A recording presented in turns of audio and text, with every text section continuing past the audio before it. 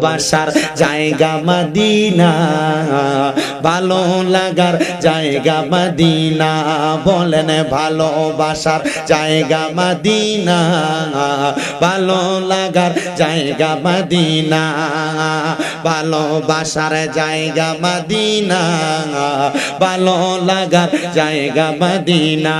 হায়রে এত সুন্দর জায়গা কোথাও দেখি না, এত সুন্দর জায়গা কোথাও দেখি না, সাজিয়েছেন দয়াল রাব্বানা, ভালোবাসার জায়গা মদিনা, বলেন ভালোবাসার জায়গা মদিনা, ভালো লাগার জায়গা মদিনা। ডাইনে বামে যা যা হন যা ভাত মাল লাগায় বইয়ের সাথে এরপর আবার কইতাছে এখন এসে ঠিক করতে, এটাও ঠিক, এটাও ঠিক। আমার বাবাজিরা বন্ধুরা এই জান্নাতের বাগানে বসছেন আল্লাহ তাআলা শুকরিয়া আদায় করার জন্য। এবার আপনারা বলেন এই মাহফিলে বৈশা আল্লাহ তাআলার শুকরিয়া আদায় করলে আমার আল্লাহ তাআলা খুশি না বেজার? ওই আল্লাহ তাআলার প্রশংসা, আল্লাহ তাআলার শুকরিয়া আল্লাহ তাআলার দরবারে আদায় কইরা মাহফিল কমিটি আমাকে সাবজেক্ট দিয়েছে নবীর শানের উপরে একটু বয়ান করার জন্য। আমি জানি না আপনাদেরকে নিয়ে নবীর শানের কি বয়ান করব, তবে আমি আপনাদের কাছে নবীর শানের আমি আমার দুই চোখ দিয়া 3 মাস আগে যেই শান দেখাচ্ছি ওই শানের বয়ান করতে চাই। আপনারা বলেন বাবারা, আমরা সবাই নবীর শানের এই চাক্ষুষ বাস্তব প্রমাণ শুনতে চাই কি চাই না? এ মুসলমান, মাত্র 3 মাস হয় আমি নবীজির রওজা মুবারক জিয়ারত করে আসছি মদিনা শরীফ। ওই মদিনা শরীফ বড় বরকতওয়ালা জায়গা, ওই মদিনা শরীফ বড় বরকতওয়ালা জায়গা। ওই মদিনা শরীফ কেমন বরকতওয়ালা জায়গা জানো? তুমি তোমার পাইলগাঁওয়ের মসজিদের ভিতরে 2 রাকাত নামাজ পড়লে 2 রাকাতের সওয়াব পাইবা। তুমি তোমার পাইলগাঁওয়ের মসজিদের ভিতরে 1 ওয়াক্ত নামাজ পড়লে 1 ওয়াক্তের সওয়াব পাইবা। কিন্তু মদিনা শরীফ এমন বরকতের জায়গা, আমার নবী কয় মদিনা শরীফের ভিতরে 1 ওয়াক্ত নামাজ পড়লে 50,000 ওয়াক্তের সওয়াব পাইবা।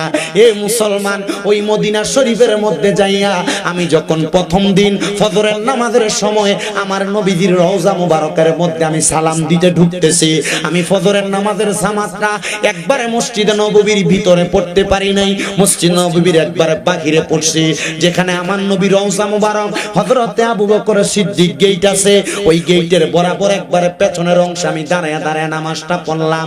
আমি নামাজটা পড়ার পরে আমি চিন্তা করতে লাগলাম, দেখলাম মানুষগুলা দলে দলে বাবু সালাম একটা দরজা দিয়ে আমার নবীজির রওজা মুবারকের দিকে ঢুকতেছে, মানুষ প্রবেশ করতেছে।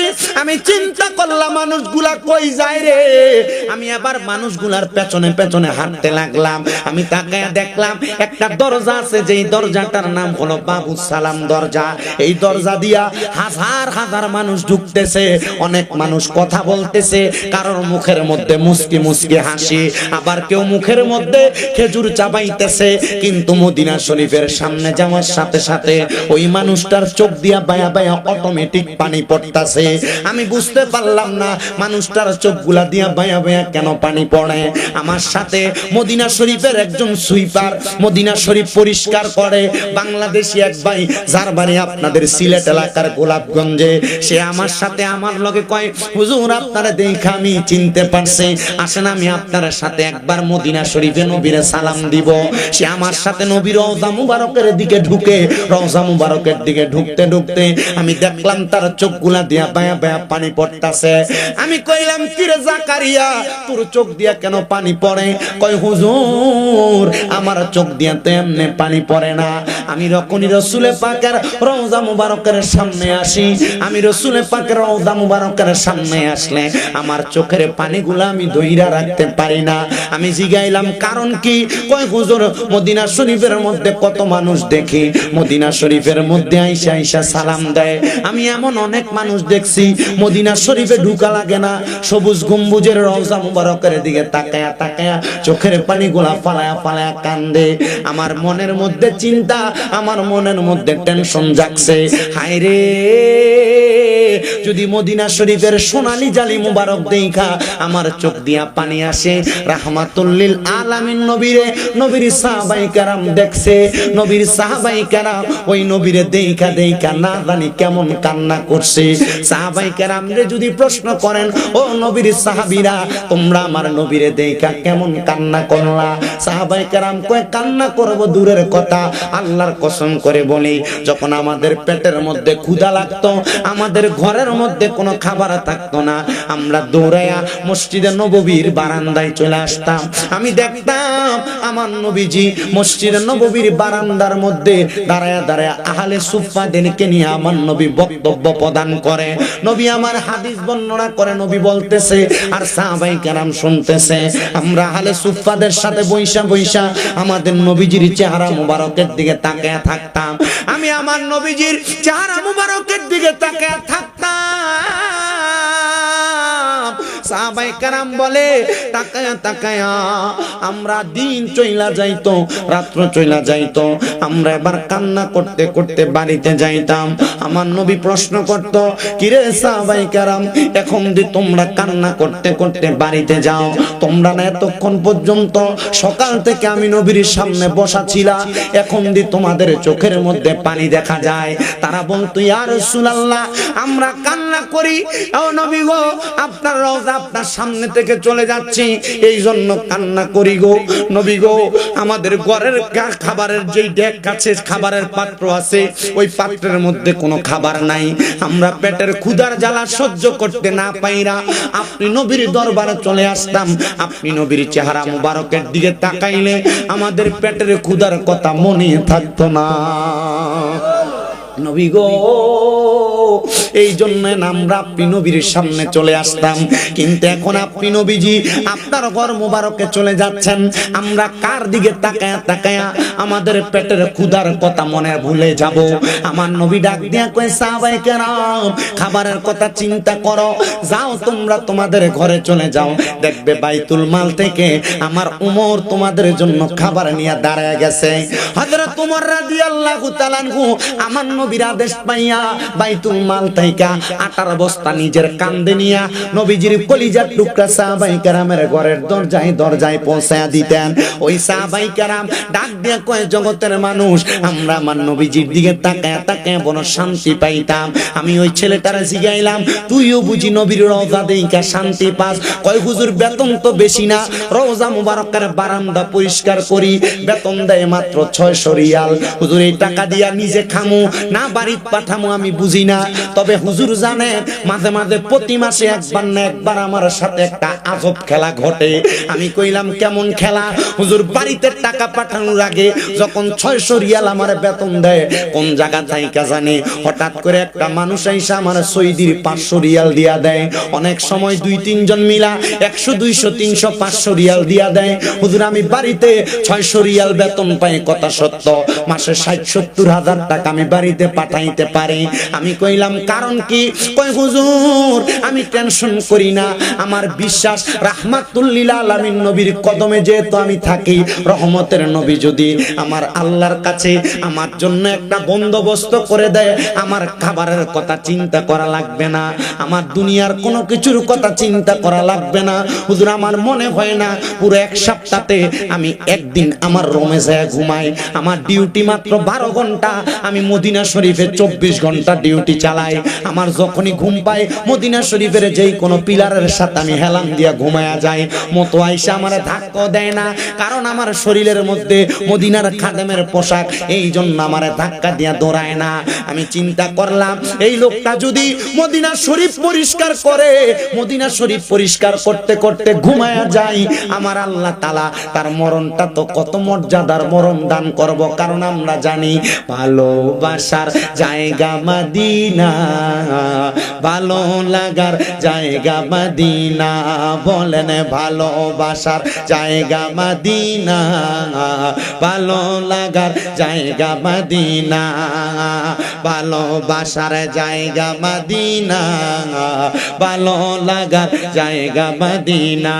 হায়রে এত সুন্দর জায়গা কোথাও দেখি না, এত সুন্দর জায়গা কোথাও দেখি না, সাজিয়েছেন দয়াল রাব্বানা, ভালোবাসার জায়গা মদিনা, বলেন ভালোবাসার জায়গা মদিনা, ভালো লাগার জায়গা মদিনা। বলেন মদিনা শরীফ যাইতে আমরার ভালো লাগে কি লাগে না? আরে যে যায় নাই সে জানে না। বলেন আমরা ওই মদিনা একবার যাইতে চাই কি চাই না? এ দুইটা হাতকে মদিনার নবীর রঙের পতাকা বানান, শরীরটা গরম হবে। হাতটা লাড়া দেনার পরেন ভালোবাসার জায়গা মদিনা, ভালো লাগার জায়গা মদিনা, বলেন ভালোবাসার জায়গা মদিনা, ভালো লাগার জায়গা মদিনা, বলেন ভালোবাসার জায়গা মদিনা, ভালো লাগার। হাত নামান। আরে মদিনা শরীফে দয়ার খাজিনা, মদিনা শরীফে দয়ার খাজিনা, আশেকে ছাড়া অন্য বোঝে না, ভালোবাসার জায়গা মদিনা, বলেন ভালোবাসার জায়গা মদিনা, ভালো লাগার জায়গা মদিনা। হায়রে এত সুন্দর জায়গা কোথাও দেখি না, এত সুন্দর জায়গা কোথাও দেখি না, সাজিয়েছেন দয়াল রাব্বানা, ভালোবাসার জায়গা মদিনা। একটা জবানও বন্ধ রাখবেন না, জবানটা ছেড়ে দিয়ে উচ্চ কণ্ঠে জোরে বলেন আল্লাহু আকবার। এবার আমি যখন তারে নিয়া নবীর রওজা মুবারক সালাম দিয়া বের হইলাম, আমি আবার তাকায়া দেখলাম একটা পাকিস্তানি বাবা তার ছেলেটারে জড়ায়া জড়ায়া দইরা কাঁদতাছে। ওই পাকিস্তানি বাবাটা কান্দে আর কাঁদতাছে। এবার রওজা মুবারকের বাহিরে দাঁড়ায়া যখন কান্দে রে, আমি দাঁড়ায়া দাঁড়ায়া তাদের অবস্থাটা একটু দেখতে চাইলাম। এবার দেখলাম ওই ব্যক্তিটা কান্দে আর কয়, আল্লাহ তাআলা মদিনা শরীফের সামনে আসার কারণে আমার অন্ধ চোখটা ভালো করে দিছে, আমার অন্ধ চোখটা ভালো করে দিছে। তাইলে বুঝতে পারলাম ওই ব্যক্তির চোখটা ভালো ছিল না, লোকটার চোখটা কানা ছিল, লোকটা চোখে দেখতে পাইতো না। মদিনা শরীফে নবীর রওজা মুবারকের সামনে যাইয়া নবীজির রওজায় সালাম দেওয়ার কারণে আমার আল্লাহ তাআলা নবীজির রওজা মুবারকের সালামের বরকতে ওই ব্যক্তির চোখের পর্দা খুলে দিছে, চোখটারে ভালো করে দিছে।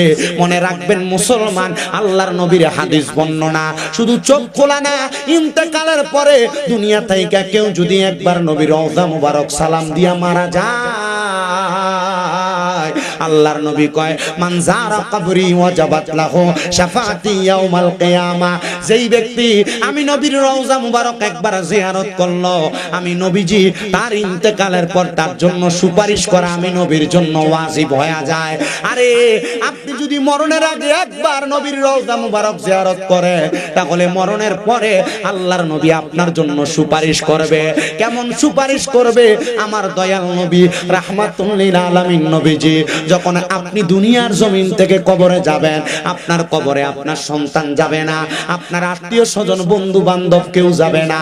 ওই কবরের মধ্যে আপনি যাওয়ার পরে ওই কবরের মধ্যে যখন সব আপনার শেষ হয়ে যাবে, কিন্তু ওই কবরের সওয়ালের জবাবের পরে আপনার কবরের মধ্যে যখন আপনার প্রশ্নগুলা করা হবে, প্রশ্নের জবাবের পরে আমার নূরের নবী রাহমাতুল লিল আলামিন নবীর 3 নাম্বার প্রশ্নের সময় আপনার দেখানো হবে।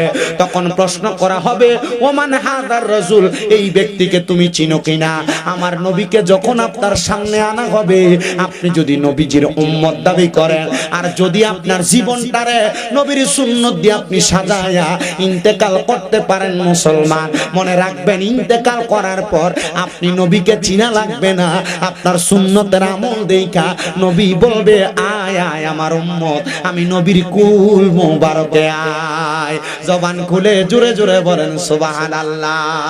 ওরে নাই কোনো বন্ধু গো, নাই দরদি নাই, কঠিন দিনে আমার নবীজি বিনে, রোজ হাসরের কঠিন দিনে রাব্বুল আলামিন ওয়াহিদুল কাহার হইয়া সাজিবেন হাকিম। আরে থাকিবে না দয়া মায়া স্নেহ মমতা, কেউ হবে না কারো জন্য জামিন দাতা। হায় হায় হাহাকারে পইরা যাবে ধনী, পিপাসায় ফাটিবে ছাতি, মগজ গলে পানি। ওরে কান্দিয়া জমিবে যত আদম সন্তান, আদম নবীর কাছে যাইয়া চাইবে ইহসান। সেদিন আদম নবী বলবে নফসি নফসি, আমি কি সুপারিশ করতে পারি গো? তোমরা এই মুহূর্তে চইলা যাও না আখিরি নবীর দরবারে, কঠিন দিনে আমার নূর নবী বিনে, কঠিন দিনে আমার নবীজি বিনে। হে আমার পাইলগাঁওয়ের বাবা, ও সুন্নি মুসলমান, আমরা সুন্নিদের একটা দোষ আছে রে। আমরা সুন্নিরা শুধু নবী নবী করি, এটার কারণ হইল কি জানো? কারণ আমার নবীজি দুনিয়ার জমিনে আসার আগ থেকে যখন আমার আল্লাহ তাআলা আমার নবীরে আলমে আরো হাতে বানাইছে, তখন থেকে আমার নবীজি দুনিয়াতে আসার আগ পর্যন্ত, দুনিয়াতে আসার পরে আমার নবী দুনিয়া থেকে রওজা মুবারকে যাওয়ার পরে নবীজি এখনো পর্যন্ত বর্তমান থাইকা উম্মতের জন্য উম্মতি উম্মতি বলে কান্দে। আর যেই নবী উম্মতি উম্মতি বলে কান্দে, ওই উম্মত তো নবী নবী করে কান্দবে, এটাই স্বাভাবিক অবস্থা। আমার দয়াল নবী রাহমাতুল লিল আলামিন নবী শুধু উম্মতি উম্মতি বলে কান্দে না, হাসরের ময়দানের কথা আপনারা সবাই শুনেছেন। পাইলগাঁওয়ের মানুষ, ওই হাসরের ময়দানে এমন একটা অবস্থা হবে তামার চাইতে গরম হবে। আবার কেউ কেউ বলেন আমার নবীর বর্ণনা, হাসরের ময়দানে ঘাম এমন থাকবে ঘামের সাগরের মধ্যে মানুষ সাঁতার কাটবে। কিন্তু এই হাসরের ময়দানে মানুষ যখন হাহাকারের মধ্যে পড়ে যাবে, আমার নবী বলে আমি নবী পশ্চিম দিক থেকে হাসরের ময়দানে দৌড়ে দৌড়ে আগমন করব। আমি আগমন কইরা দেখব রে আমার উম্মতেরা ইতিমের মতো পুরা হাসরের ময়দানে দাঁড়ানো। নবী আমার কয় মা মারা যাওয়ার পরে, বাবা মারা যাওয়ার পরে একটা সন্তানের চেহারার ভিতরে এতিম এতিম একটা ভাব যেমন দেখা যায়, আমি নবী তাকে দেখব পুরা হাসরের ময়দানে আমার উম্মত গুলা এমন এতিম এতিমের মতো দাঁড়ায়া রইছে। কিন্তু আমি দয়াল নবী রাহমাতুল লিল আলামিন নবীজি যখন হাসরের ময়দানে যাইব, ওই হাসরের ময়দানে আমি দয়াল নবী আল্লাহ তাআলার কুদরতি কদমের মধ্যে একটা সেজদা দিব। আমি নবী সেজদা ততক্ষণ পর্যন্ত দিয়া রাখবো। তিরমিজি শরীফের একটা হাদিস শরীফ পড়তে গিয়া দেখলাম আমার নবীজি সেজদার মধ্যে পড়ে থাকবে, আর আমার আল্লাহ তাআলা জিবরাইলকে বলবে রে জিবরাইল, আমার বন্ধুকে বলো না আমার বন্ধু যেন সেজদা থেকে মাথা মোবারক উঠান। আর আমার নবী বলবে না আল্লাহ, আমি নবীজির গুনাহগার উম্মত গুলা এখনো পর্যন্ত জাহান্নামের মধ্যে আমার উম্মতকে জাহান্নাম থেকে জান্নাতে না দিলে আমি নবী মাথা মোবারক উঠাবো না। আমার নূরের নবী রাহমাতুল লিল আলামিন নবীজি মাথা মোবারক উঠাইবেন না।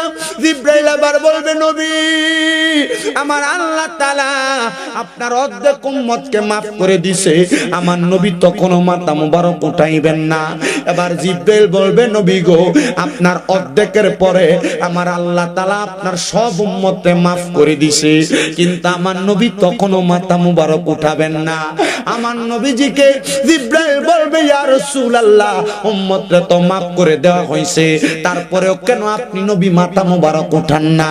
আমার নবী বলবে রে জিবরাইল আমার উম্মতরে maaf করা হয়েছে, এখনো পর্যন্ত জান্নাতের মধ্যে দেওয়া হয় নাই।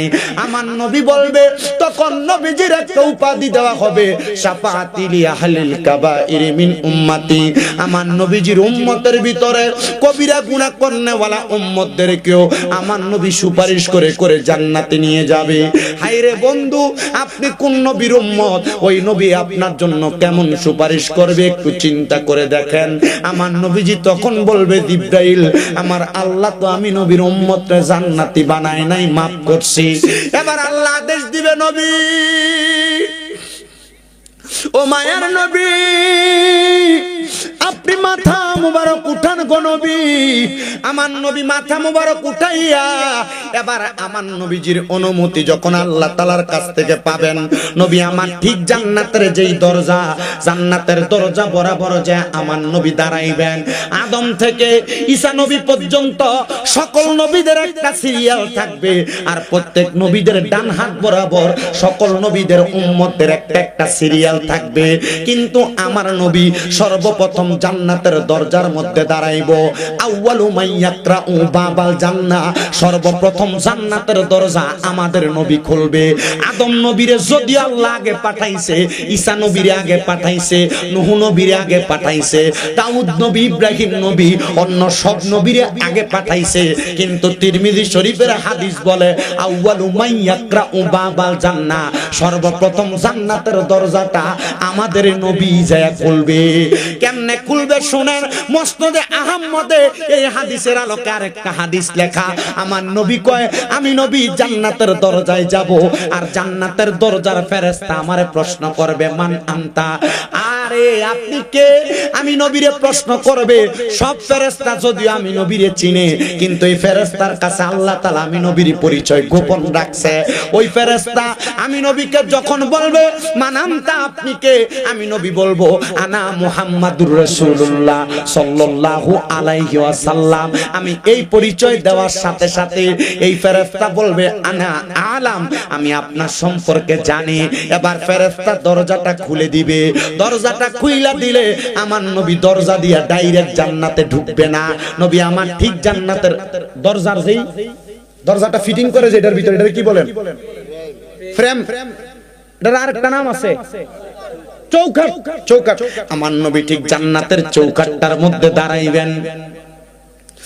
আমার নবীজির একটা উম্মত যদি জাহান্নামে থাকে, কই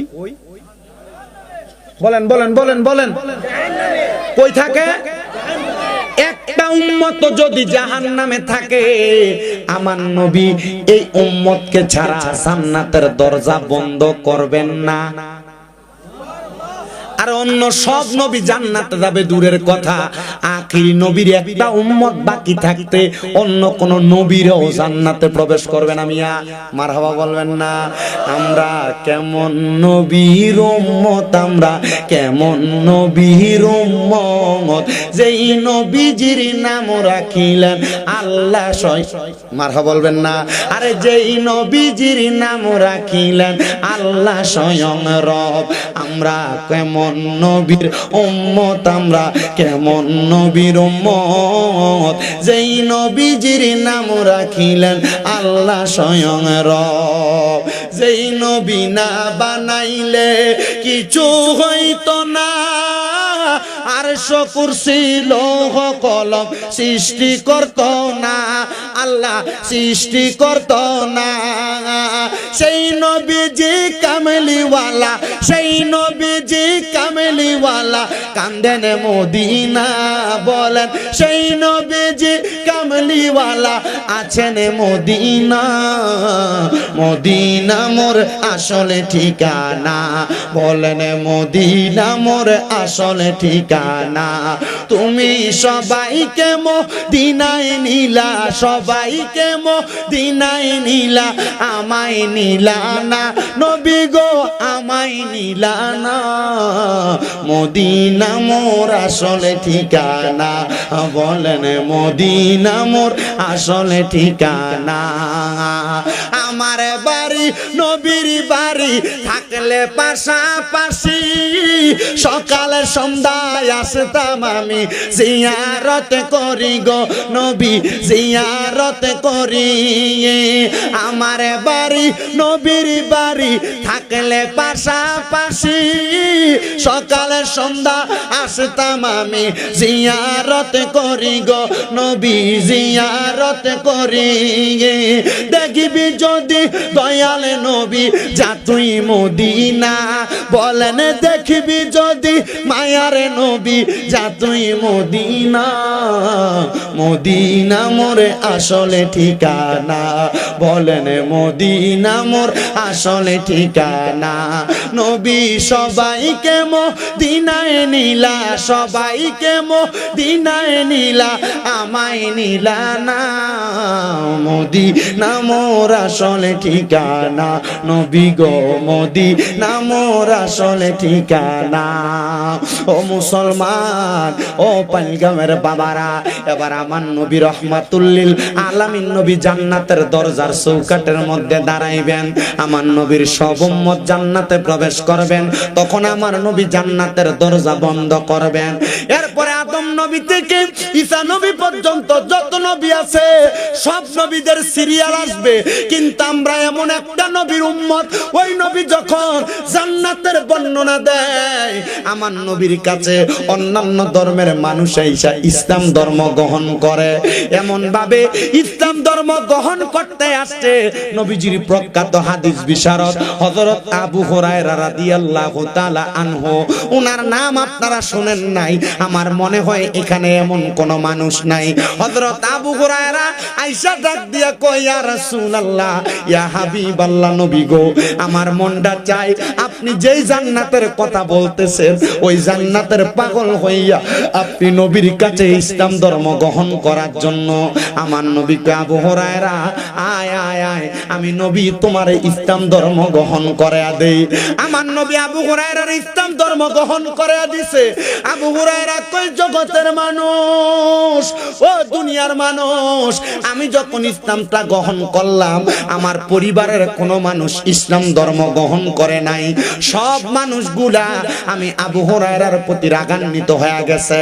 আমি আবু হুরায়রা ইসলাম ধর্মটা গ্রহণ কইরা যখন আমার বাড়ির দিকে যাই, আমি বাড়ির দরজার মধ্যে যাইয়া আমার মারে সালাম দেই, আসসালামু আলাইকুম ওয়া রাহমাতুল্লাহ। অন্যদিন আমার মা, আমি আবু হুরায়রার জন্য দরজার মধ্যে বইসা থাকতো, কিন্তু আমার মা জননী রে আমি ঘরের দরজায় যাইয়া সালাম দেওয়ার সাথে সাথে আমার মা জননী আমি আবু হুরায়রার জন্য ঘরের দরজাটা বন্ধ করে দিছে। আমি আবু হুরায়রা মনে বড় কষ্ট পাইলাম, কিরে আমার মা জননী আমি আবু হুরায়রারে বুঝি এখন আর দেখতে পারে না। কেমন ধর্ম গ্রহণ করলাম, এই ধর্মের কারণে আমার মা আমি আবু হুরায়রার অস্বীকৃতি জানাইলো। যারে যা, ও জগতের মানুষ, আমার মা যদি আমারে বুইলা যায়, আমি মরার পরে তো আমার কবরে আমার মা যাবে না, আমি মরার পরে তো আমার কবরে আমার মা আমারে বাঁচাইবে না। এবার আবু হুরায়রা কয়, আমার মা যখন আমার জন্য দরজাটা বন্ধ করছে, আমি নবীজির দরবার থেকে মা আসবে জোহরের নামাজ আদায় কইরা আবার যখন বাড়িতে আসছি, আমার মা জননী আমি আবু হুরায়রারে মরুভূমির পাথরের কন্যারে যেই কাঁটাগুলা হয় ওই কাঁটাগুলার নাম হলো বাবলা কাঁটা। ওই বাবলা কাঁটা দিয়া আমার মা জননী আমি আবু হুরায়রার পিঠের মধ্যে আঘাত করছে। এমন মারা মারছে, আমি আবু হুরায়রার পিঠগুলা একবারে কাইটা, পিঠগুলা দিয়া রক্ত বায়া বায়া পড়তেছে। আবু হুরায়রা কয়, জগতের মানুষ, আমি দৌড়ে আমার নবীজির দরবারে চলে গেছি। আমার চোখ দিয়া পানি দেইকা রহমতের নবী জিগায়, কিরে আবু হুরায়রা কান্দ কেন? নবী আমার পিঠের মধ্যে হাত বুলিয়ে দিবে, এমন টাইমে আমার নবীজির শরীর মুবারকে আমি আবু হুরায়রার গায়ের একটু রক্ত লাগছে। নবী আমার কয়, আবু হুরায়রা তোমার হাতের তোমার পিঠের মধ্যে এত রক্ত কেন দেখা যায়? আমি বললাম, ইয়া রাসূলুল্লাহ, ইসলাম ধর্ম গ্রহণ করার কারণে, আপনি নবীর হাতে হাত রাখার কারণে আমার মা আমি আবু হুরায়রারে মারছে, আঘাত করছে আমার পিঠে দিয়ে। আমার আম্মা জানের মায়ের আঘাতের রক্তগুলা বায়া বায়া পড়ে। আমার নবী দোয়া করে, আল্লাহ আবু হুরায়রা ইসলামের জন্য এত কষ্ট সহ্য করে তুমি আমার আবু হুরায়রারে কবুল করো। এমন কবুল করছে, এমন কবুল করছে। দেখেন ইমাম সাহেবরা মসজিদে যখন খুতবা পড়ে দেখবেন খালি আন আবি হুরায়রা রাদিয়াল্লাহু তাআলা আনহু বইলা বইলা বারবার পড়ে। এমনে এমনে না, নবীজির প্রখ্যাত হাদিস বিশারদের মধ্যে আবু হুরায়রা একজন প্রখ্যাত হাদিস বিশারদ। আমার নবীজির বরকতে আবু হুরায়রা দুনিয়ার জমিনের ভিতরে এত সম্প্রচারিত হয়ে গেছে। এবার আবু হুরায়রা প্রত্যেক দিন বাড়িতে গেলে তার মা তার আঘাত করে। আবু হুরায়রা কয় আমার মা আমারে মারে, কিন্তু আমি আবু হুরায়রার কাছে কষ্ট লাগে না, কারণ আমি জানি ইসলামের জন্য বিন্দু পরিমাণে আঘাত যদিও সহ্য করা হয়, এটা জান্নাতের ভিতরে এটা মজা হিসেবে আল্লাহ তাআলা আমারে দান করবে। জোরে জোরে বলেন সুবহানাল্লাহ। আমার মুসলমান, হে নবীর উম্মতের দল, ও পাইলগাঁওয়ের বাবা, এ আমার এই সুনামগঞ্জের জগন্নাথপুরের বাবারা, একটু মনোযোগ দিয়া শুনেন গো বাবারা। আবু হুরায়রা প্রত্যেকদিন আঘাত পায়, কিন্তু একদিন আবু হুরায়রা আমার নবীজির দরবারে কান্না করতে করতে হাজির হয়ে গেছে। নবীজির ভরা মজলিসের সাহাবায়ে কেরাম সামনে এসে আবু হুরায়রা বসতে, আমার নবী কয় আবু হুরায়রা, আজকে বুঝি তোমার মা তোমারে মারছে, তোমার মায়ের মাইরের আঘাত সহ্য করতে না পাইরা কাঁদতে কাঁদতে আমি নবীর সামনে আইসা বসছ। আবু হুরায়রা কই ইয়া রাসূলুল্লাহ, ওয়াল্লাহি বিল্লাহি তাআলা, আল্লাহর কসম তিনবার করে বলি গো নবীজি, আমার মা আমারে মারছে, আমি আবু হুরায়রা এই জন্য কান্না করি না। নবী গো, আমি কান্না করি, আপনি নবী কত মানুষের জন্য কত দোয়া করেন। নবী গো, আমার মাটা যে ইসলাম ধর্ম গ্রহণ করে না, আপনি নবী দিয়ে আমার মাটার লেগে একটু দোয়া করেন না। কিরে আবু হুরায়রা, মা দি তোমারে মারে আর তুমি দি তোমার মার লাগা দোয়া চাও। আবু হুরায়রা কয় নবী গো, যেমনই হোক না কেন এটা তো আমার মা। নবী গো, নবীর শানের ওয়াজ না। আমি আগে তাড়াতাড়ি বাড়িতে যাইতেছি, আমি বাড়িতে যেয়ে দেখবো আমি আগে বাড়িতে গেছি না রহমতের নবীর দোয়াটা আগে বাড়িতে গেছি। মুসলমান ইমানদার, এ নবীর উম্মতের দলেরা একটু মনোযোগ দিয়া শুনেন। হযরত আবু হুরায়রা দৌড়াইতে দৌড়াইতে চলে গেছেন বাড়িতে, যা দেখে অন্যদিন মায়ের দরজার মধ্যে সালাম দেয় আসসালামু আলাইকুম, দরজা খোলে না। আবার সালাম দেয় আসসালামু আলাইকুম, দরজা খোলে না। আবার সালাম দেয় আসসালামু আলাইকুম, দরজা খোলে না। কিন্তু ওই দিন আবু হুরায়রা দৌড়ে বাড়িতে যায় দেখতাছে দরজাটা দি খোলা দেখা যায়। আবু হুরায়রা কিন্তু ঘরে ঢুকে না, ঘরের দরজা থেকে সালাম দেয় আসসালামু আলাইকুম ওয়া রাহমাতুল্লাহ। কিরে, এবার আবু হুরায়রা কয় আমি আমার কানে শুনতে পাইলাম ওয়া আলাইকুমুস সালাম। আমি সালামের জবাব পাইয়া ঘরে ঢুকলাম, আমি তাকে দেখলাম আমার মায়ের চুলগুলা ভিজা, পানি ভায়া ভায়া পড়তাছে। আমি আমার মারে জিগাইলাম, কি গো মা, অন্য দিনের মতো তো আজকে না, আজকে দি দেখি আপনার মাথার চুলগুলা বায়া বায়া পানি পড়ে, আজকে কি আপনি আমি আবু হুরায়রার জন্য দরজা বন্ধ করবেন না? আবু হুরায়রার মা ডাক দিয়া কয়, আবু হুরায়রা, প্রত্যেক দিন যে আমি মা তোমারে মারি, তুমি আবু হুরায়রা মায়ের গুলা সহ্য করো, আজকে তোমারে মারার পরে আমার বিবেক লারা দিছে রে। আমি মা চিন্তা করলাম, প্রত্যেক দিন আমার আবু হুরায়রা এমনে মারি, আমার আবু হুরায়রা ইসলাম ধর্মে কি এমন মজা পাইছে, মুহাম্মাদুর রাসূলুল্লাহর কাছে কি মজা পাইছে। আরে আমি মা একটু ইসলামের মজাটা গ্রহণ করতে চাই, আমি মা নিয়ত করছি আমি মাও ইসলাম ধর্ম গ্রহণ করব। আবু হুরায়রা কয়, ও জগতের মানুষ, জানোনি রে, আমি ওই দিনই বুঝছি রহমতের নবীর দোয়াটা কত তাড়াতাড়ি কবুল হয়, রহমতের নবীর দোয়াটা কত তাড়াতাড়ি কবুল হয়। দেখছেন ইসলামের মজা কত, শান্তি কত, আরাম কত। শুধু এই আরাম না, এই মজা না, আমার নবী যখন ইসলামের মজার কথা বারবার বলে, আমার নবীর ইসলামের মজার কথা শুই না, আল্লাহর নবীজির মদিনা শরীফের প্রান্তরের দূরবর্তী এলাকা থেকে আগমন করছে একজন ব্যক্তি, যার নাম আব্দুল উজ্জা। উনি বলেন, আমার নবীজির ইসলামের দাওয়াতটা পাইয়া আমি আমার নবীজির কাছে ইসলাম ধর্মটা গ্রহণ করে ফেলাই। ঠিক আছে, আল্লাহ কবুল করতো, আমিন কোক্কা। এত আসতে হইছে না আমিন, আর জোরে কোক্কা আমিন। আপনার কোনো প্রবলেম হয় না তো? আসুন ইনশাআল্লাহ। কতক্ষণ ওয়াজ চলতো নি? ঠান্ডা লাগে বেশি না নি? আমি জানি ভাই সাহেব, কত 23 তারিখ তো আমার যে জ্বর, তো আমি চেষ্টা করি যে মানুষের লগে ওয়াদা দিছি যদি নাই মানুষ আমরা সিটার হইব না নি, আল্লাহ কি আমি মাহফিল মিস করি না, চেষ্টা করি মানুষের আমি আমার ওয়াজ বোঝাইতাম। হয়নি আপনার আর মা হয়নি? আচ্ছা পুরো হয় না, পুরো হয় না নানি? আচ্ছা আমি দেখছি না ঠিক আছে আলহামদুলিল্লাহ কই না যাইও না বউ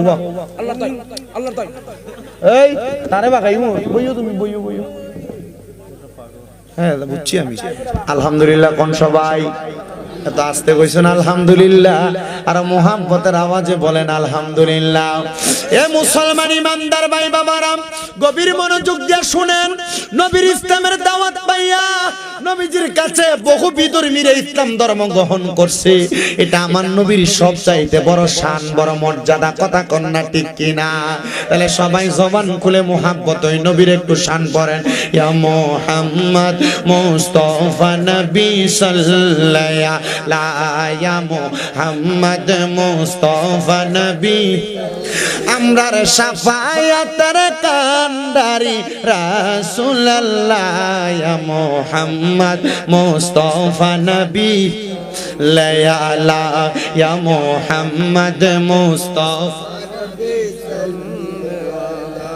ইয়া মুহাম্মদ মুস্তাফা নবী নবীজি আমার কাবার ও কাবা আশিক গনের গলারি মালা, নবীজি আমার কাবার ও কাবা আশিক গনের গলারি মালা, নূর নবীর প্রেমেতে কাবা হইয়াছে কালা, হায়রে নূর নবীর প্রেমেতে কাবা হইয়াছে কালা, ইয়া মুহাম্মদ মুস্তাফা নবী সাল্লাল্লাহু ইয়া মুহাম্মদ মুস্তাফা নবী সাল্লাল্লাহু কেউ বা বলে নবী নূরেরই ফুতুল, কেউ বা বলে নবী গোলাপেরই ফুল, কেউ বা বলে নবী নূরেরই পুতুল, কেউ বা বলে নবী গোলাপেরই ফুল, নয় সে পুতুলে নয় সে রে ফুল নূরে নূর আল্লাহ, হায়রে নয় সে পুতুলে নয় সে রে ফুল নূরে নূর আল্লাহ, ইয়া মুহাম্মদ মুস্তাফা নবী সাল্লাল্লাহু ইয়া মুহাম্মদ মুস্তাফা নবী আমরার শাফায়াতের কান্ডারি মদিনাওয়ালা, আমরার শাফায়াতের কান্ডারি মদিনাওয়ালা, ইয়া মুহাম্মদ মুস্তাফা নবী সাল্লাল্লাহু ইয়া মুহাম্মদ মুস্তাফা নবী। তাহলে আমার নবীর ইসলামের দাওয়াত পাইয়া ইহুদিরা যদি ইসলাম ধর্মের ছায়া তলে আইসা তারা যদি জান্নাতি হইতে পারে, আমরা যারা ইসলামের ছায়া তলে জন্মগ্রহণ করছি, আমরা নবীর আদর্শ মাইনা যদি দুনিয়াতে চলাফেরা করে, আপনারা বলে আমার আল্লাহ তাআলা আমাদেরকেও জান্নাত দিতে পারে কি পারে না? হযরত আব্দুল উজ্জামান নবীর আয়েশা ডাক দিয়া কই, ইয়া রাসূলুল্লাহ, ও মায়ার নবী গো, আপনি আমার ইসলাম ধর্ম কবুল করে দেন। আব্দুল উজ্জা ইসলাম কবুল কইরা বাড়ির মধ্যে যাইয়া লক্ষ্য করে দেখে আব্দুল উজ্জার আব্বা জান লাত এবং উজ্জার পূজা করতেছে।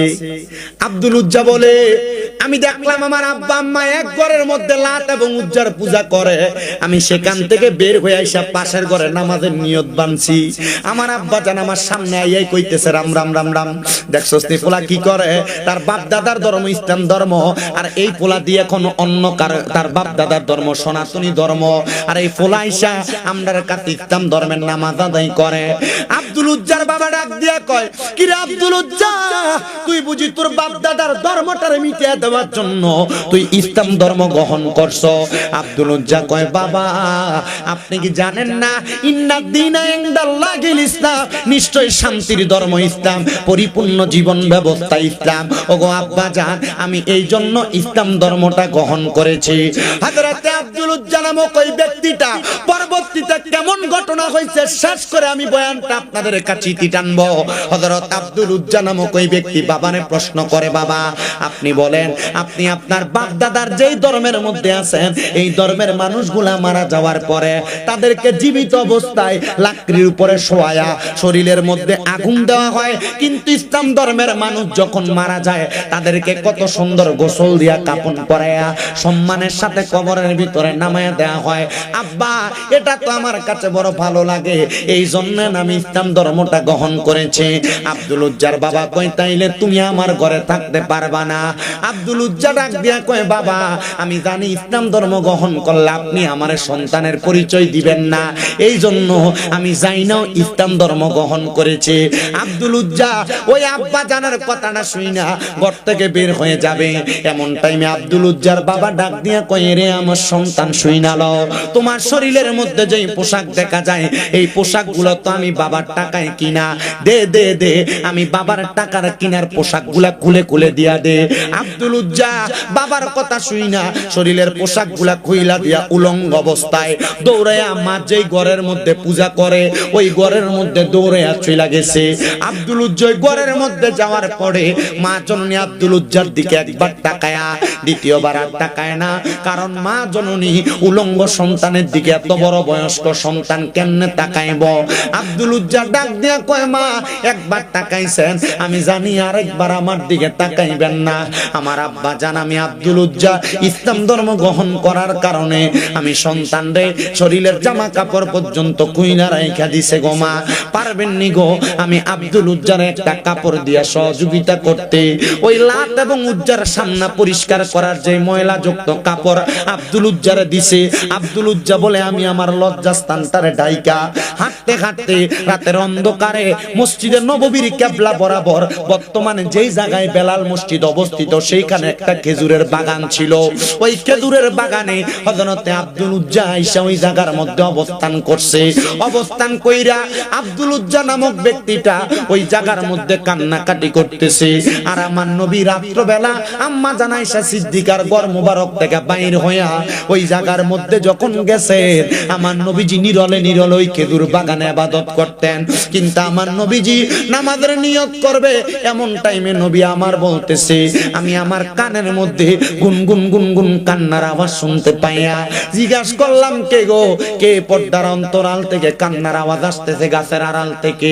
ডাক দিয়া কই ইয়া রাসূলুল্লাহ আমি আপনার কাছে সদ্য ইসলাম গ্রহণ করা আব্দুল উজ্জা।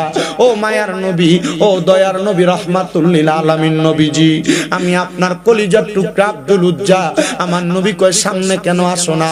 নবী গো, ও মায়ার নবী আপনি নবী ইসলাম ধর্ম গ্রহণ করানোর আগে থেকে আমি জানি আল হায়াউ শুবাতু মিনাল ঈমান, লজ্জা হইল ঈমানের অঙ্গ। নবী গো আমার আব্বা জান ইসলাম ধর্ম গ্রহণ করার কারণে আমার গায়ের জামা কাপড়গুলা খুইলা নিয়ে গেছে। নবী গো আমার গায়ের মধ্যে কোনো জামা কাপড় নাই, আমি কেমনে আপনার সামনে আসব? আমার নবীজির শরীর মুবারকের একটা জুব্বা মুবারক, কেউ কেউ বলে চাদর মুবারক হযরতে আব্দুল উজ্জারে দিয়া দিছে। আব্দুল উজ্জা চাদরটা গায়ে দিয়া আমার নবীর সামনে যখন আসছে নবী আমার ডাক দিয়া আব্দুল উজ্জারে এই চাদর পইরা যেহেতু আসছ চিন্তা করবা না, আমি নবীর মসজিদে নববীর ভিতরে কোনো অভাব হয় না, ওই জায়গার মধ্যে যাইবা। এখনো পর্যন্ত মসজিদে নববীর পাশে মানে জান্নাতুল বাকি এবং মসজিদে নববীর মাঝ বরাবর বাবে জিব্রাইল একটা দরজা আছে, ওই দরজার পাশে ছোট ছোট বাচ্চারা কোরআন শিক্ষা গ্রহণ করে এবং দরজার পাশে প্রত্যেক ওয়াক্তে খানার টাইমে কিছু কিছু করে খানা দেওয়া হয়, কারণ এই জায়গার মধ্যে মুসাফিররা খানা পায়, এটা আমার নবী আগে বইলা দিয়া গেছে। কিয়ামতের আগ পর্যন্ত এই খানা কোনোদিন বন্ধ হবে না। খাবারের টাইমে কোথা থেকে জানি খাবারগুলা চলে আসে। এই বরকত দিয়েছেন একজন, তিনি কে? উসিলা মুহাম্মাদুর রাসূলুল্লাহ সাল্লাল্লাহু হযরতে দয়াল নবী বলে যাও মসজিদে নববীতে। আব্দুল উজ্জা বলে আমি মসজিদে নববীর মধ্যে প্রবেশ করলাম। সাহাবায়ে কেরাম কয় কি রে আব্দুল উজ্জা মসজিদ নববীতে আগমন করছো? নবী তো আব্দুল উজ্জারে ইসলাম গ্রহণ করার পরে নাম রাখছে আব্দুল্লাহ। একটা জুব্বা পেয়ে গেছে নবীর, এবার আমার নবীজির জুব্বা পাইছে এটা তো সাহাবায়ে কেরাম জানে না। সাহাবায়ে কেরাম কয় তোমার শরীর থেকে যে রহমতের নবীজির শরীর মুবারকের ঘ্রাণ আসতেছে, বলে আমার শরীরের মধ্যে যেই জুব্বাটা দেখতে পাও এই জুব্বাটা আমার নবীজির দেওয়া জুব্বা। এই জুব্বা গায়ে দিয়ে আব্দুল উজ্জা হযরতে আব্দুল্লাহ এবার মসজিদে নববীতে ঘোরাফেরা করে। ফজরের নামাজের আযান হয়ে গেছে, সবাই আমার নবীজির পেছনে নামাজ আদায় করলো। ফজরের নামাজের পরে আমার নবী ডাক দেয়, কে আছো রে? এ সাহাবায়ে কেরাম, খন্দকের ময়দানে যুদ্ধ করতে হবে। সব সাহাবায়ে কেরাম রওনা করেছে। হযরত আব্দুল উজ্জা কয় লাব্বাইক ইয়া রাসূলুল্লাহ, আমি যুদ্ধ করার জন্য প্রস্তুত। আমার নবী কয় কি রে তুমি যুদ্ধ করবা? নতুন মাত্র ইসলাম গ্রহণ করছো, তুমি যদি যুদ্ধের ময়দানে যায় ইন্তেকাল করো কি হবে? আব্দুল উজ্জা কয় নবী যখন ইসলাম ধর্ম গ্রহণ করেছি তখনই আমি আমার জীবনটারে আল্লাহর ওয়াস্তে আমি বিলীন করে দিয়েছি ফি সাবিলিল্লাহ। তো এখন আপনি কেন আমারে মরণের ভয় দেখান? নবী গো আমার মনে একটাই মাত্র আশা, আমি যদি এই যুদ্ধে যায় ইন্তেকাল করি, আমি যদি শাহাদাত বরণ করি। আপনি নবী বললেন আমি মারা যাওয়ার পরে আমার শরীরের মধ্যে যে একটা জুব্বা আছে আপনি নবী আরেকটা কাপড় দিয়া আমার জামাটা পরাইয়া দিবেন, আর আপনি নবীজি নিজে আমি আব্দুল উজ্জারে আমার কবরে রাইখা দিবেন। আমার নবী কবুল করলেন, যাও রে আব্দুল উজ্জা যুদ্ধের ময়দানে যাও। ওই যুদ্ধে আব্দুল উজ্জা শহীদ হয়ে গেছে। আমার দয়াল নবী রাহমাতুল লিল আলামিন নবীজি ওই আব্দুল উজ্জার কবরের মধ্যে নাইমা নবীজির শরীর মুবারকের আরেকটা জুব্বা আব্দুল উজ্জারে গায়ে দেয়া নবীজি নিজ হাত মুবারক দিয়ে আব্দুল উজ্জারে তার কবরের মধ্যে শোয়া দিছে। আমার নবী রাহমাতুল লিল আলামিন নবী যখন তার নিজ কবরের মধ্যে শোয়া দেয়, সাহাবায়ে কেরাম কয় দেখছুনি আব্দুল্লাহ জুলজুব্বাতাইনের জীবন কত ধন্য। আরে নাম তো আব্দুল্লাহ জুলজুব্বাতাইন কেন হইল? কারণ হইল নবীজির দুই জুব্বা পাইছে, এই জন্য সাহাবায়ে কেরাম তার উপাধি দিছে জুব্বাতাইন, মানে দুই জুব্বার মালিক। আর তার জীবন কতই না ধন্য, তার রহমতের নবী নিজ হাত মুবারকে তার কবরে রাখছে। আমার নবী আব্দুল্লাহ জুলজুব্বাতাইন রে তার কবরে রাইখা মাটি দেওয়ার পরে জান্নাতুল বাকির সামনে দাঁড়ায়া দাঁড়ায়া ডাক দিয়া কয় ও সাহাবায়ে কেরাম শুইনা রাখো রে, শুইনা রাখো। আমি তাকে দেখতেছি এই কবর দুনিয়া জমিনের ভিতরে সন্ধ্যা হইলে রাত্র গনে আসে, আর আব্দুল উজ্জার কবরে মাটি দেওয়ার সাথে সাথে কবর অন্ধকার হয় নাই, আব্দুল উজ্জার কবরটা আলোকিত হয়ে গেছে। এটা অন্য কোনো কারণে না, আব্দুল উজ্জা ইসলামের ছায়াতলে আইসা আমি নবীর কথাগুলা গ্রহণ করার কারণে। ও আমার পাইলগাঁও এলাকার কদরপাড়া ইসলামী সুন্নি যুব সংঘের ভাইয়েরা, লাখ লাখ টাকা কেন খরচ করো? কারণ তোমাদের মনের ভিতরে আশা তো এইটা, মরার পরে রহমতের নবীজি তোমার কবরে নুরানিত কইরা দিবে। কথা কন্যা ঠিক কিনা? লাখ লাখ টাকা খরচ করে কোনো লাভ নাই যদি মরার পরে কবরে নবী উম্মত কয়া পরিচয় না দেয়। আমি আমার পাইলগাঁওয়ের কদরপাড়ার প্রত্যেকটা যুবক যারা মাহফিলের টাকা দিয়া পয়সা দিয়া সহযোগিতা করছে সবাইরে আমি জাযাকুমুল্লাহ আল্লাহর পক্ষ থেকে পুরস্কার কামনা করতেছি। আল্লাহ যেন তাদেরকে উত্তম পুরস্কার দান করে। জানেন বাবা এই পোলাপান গুলার জীবন ধন্য, যারা মাহফিল সাজাইছে তাদের জীবন ধন্য।